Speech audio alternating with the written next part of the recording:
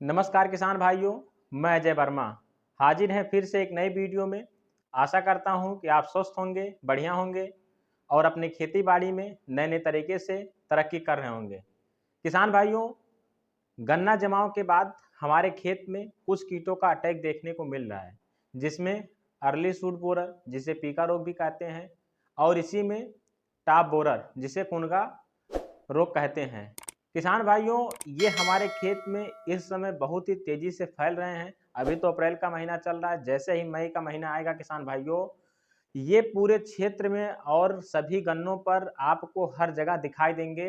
अगर आपने अभी इसका कंट्रोल नहीं किया तो आगे चलकर आप इनका बचाव नहीं कर पाएंगे अपने गन्नों का इनसे साथियों। तो दोस्तों, आज के वीडियो में हम आप लोग को यही बताने वाले हैं कि इस रोग का क्या नियंत्रण है, कैसे कर सकते हैं। और किसान भाइयों, मैं एक ऐसी दवा आपको बताऊंगा कि इसी एक दवा से आप इन दोनों रोगों को कंट्रोल कर पाएंगे।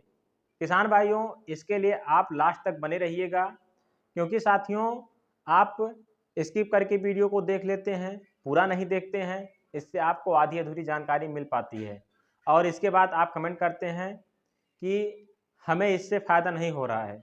तो किसान भाइयों, जब आप तरीके को समझेंगे, पूरा वीडियो देखेंगे, तभी आप इससे बढ़िया लाभ ले पाएंगे।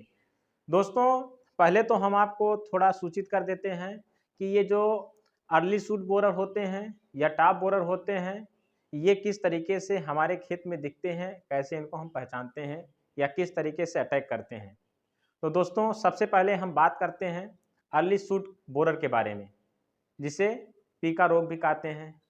किसान भाइयों, जो अर्ली शूट बोरर होता है, इसके 4 साइकिल होती हैं। मतलब किसान भाइयों, ये 4 अवस्थाओं में इनका पूरा जीवन साइकिल पूरा होता है। जो पहली अवस्था होती है वो अंडे की होती है, दूसरी अवस्था लार्वे की, तो तीसरी प्यूपा की और चौथा एडल्ट की। मतलब इसमें पूरा वयस्क हो जाता है ये तितली। किसान भाइयों, इसका जो सबसे खतरनाक जो स्टेज होता है वो सूंडी होती है। इसी का सबसे खतरनाक स्टेज होता है, क्योंकि इस समय इनके पास चबाने वाले और चूसने वाले किसान भाई उनके पास मुखांक पाए जाते हैं। दोस्तों, ये जमीन के सहारे, जमीन के सतह के सहारे नीचे से हमारे गन्ने में छेद करते हैं और उसमें हल जाते हैं। इसमें हलने के बाद किसान भाइयों, ये पूरा नीचे से ऊपर तक जो गन्ने की मेन मध्य की जो सीख होती है, ये उसको पूरा खा जाते हैं और गन्ना फीका दिखने लगता है। किसान भाइयों, इसके बाद हम बात करते हैं टॉप बोरर के बारे में। किसान भाइयों, टॉप बोरर की जो तितली होती है, ये सुबह शाम में हमारे खेत में सफ़ेद कलर की दिखाई देती है और किसान भाइयों, ये सुबह के समय या शाम के समय ही अंडे देती है। तो दोस्तों, ये अंडे देने के बाद इसकी भी 4 अवस्थाएं होती हैं। इसमें भी वही अंडा हो गया, लार्वा हो गया, प्यूपा हो गया, एडल्ट हो गया। इसकी भी जो सबसे खतरनाक स्टेज होती है किसान भाइयों, वही लार्वा स्टेज है सूंडी का। इसका भी जो सूंडी जब अंडे से फूट के जब लार्वा में आता है किसान भाइयों, तो ये भी हमारे गन्ने की जो टॉप की जो फुनगी होती है, यह भी उसी को खाता है।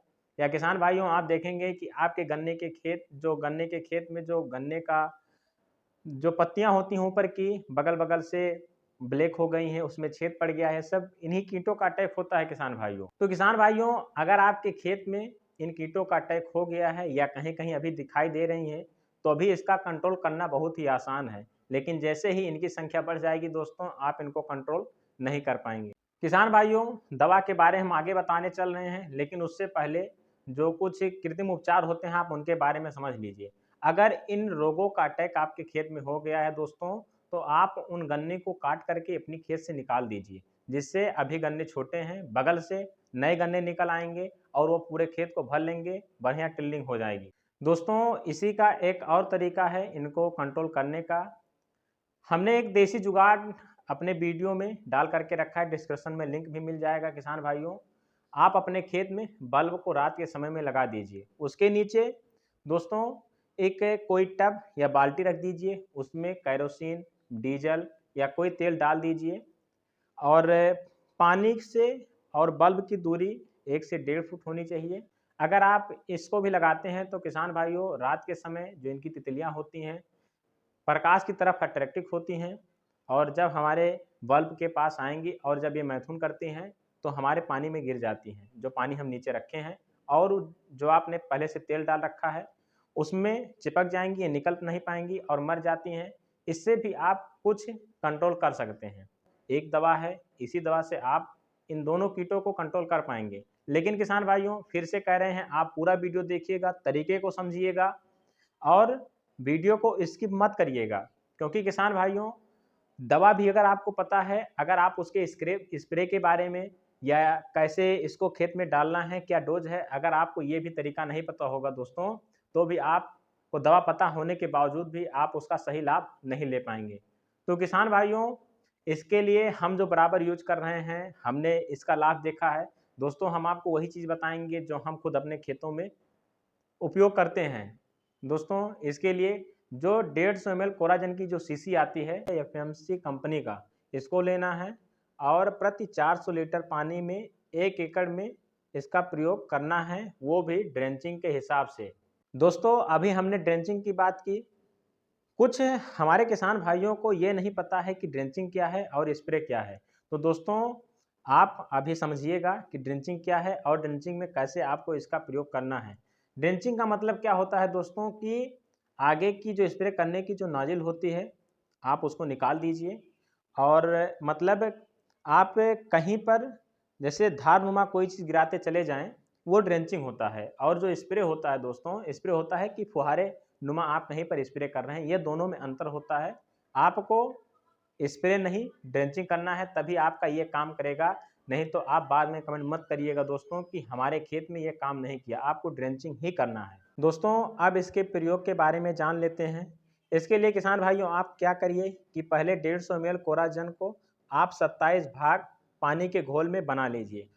फिर स्प्रे टैंक में आधा टैंक पानी डाल करके 27 भाग का 1 भाग किसान भाइयों आपको इसमें कोराजन का डाल देना। उसके बाद फिर आप पानी से इसको भर लीजिए। जैसा कि हमने आपको आगे बताया किसान भाइयों कि इसको आपको ड्रेंचिंग के माध्यम से देना है। नोजल को खोल के रख लीजिए और इसके बाद कोराजन का प्रयोग करने के बाद किसान भाइयों 24 घंटे के भीतर आपको अपने फसल में पानी लगा देना है। या फिर किसान भाइयों आप ड्रेंचिंग करते जाइए और पीछे से पानी को लगाते जाइए। आप सिंचाई के बाद ड्रेंचिंग मत करिए, क्योंकि दोस्तों उसका भी रीज़न होता है। क्योंकि किसान भाइयों अगर आप ड्रेंचिंग लगाते हैं और उसके बाद पानी उसके पहले दे रखे हैं, तो वो बढ़िया से जड़ों तक नहीं जा पाता है। और पानी के साथ में जब पहले डाले हैं बाद में पानी दे रहे हैं, तो उसके साथ में जड़ों तक जाता है और बढ़िया से जो उसकी रूट होती हैं इसको एब्जॉर्ब कर लेती हैं और पूरे मतलब गन्ने की फसल में ये हमारे फैल जाता है और अपना काम करना स्टार्ट कर देता है। किसान भाइयों हम फिर से कुछ सावधानियों की बात कर लेते हैं। आपको इसका स्प्रे नहीं करना है, ड्रेंचिंग करना है। ड्रेंचिंग करने के बाद 24 घंटे के अंदर आपको हर हालत में पानी लगा देना है। किसान भाइयों हमारी ये जानकारी आपको कैसी लगी हमें कमेंट में ज़रूर बताइएगा।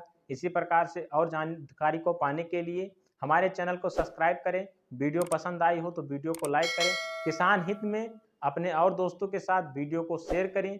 तो फिर मिलते हैं एक नई वीडियो में एक नई जानकारी के साथ। तब तक के लिए धन्यवाद। जय जवान जय किसान।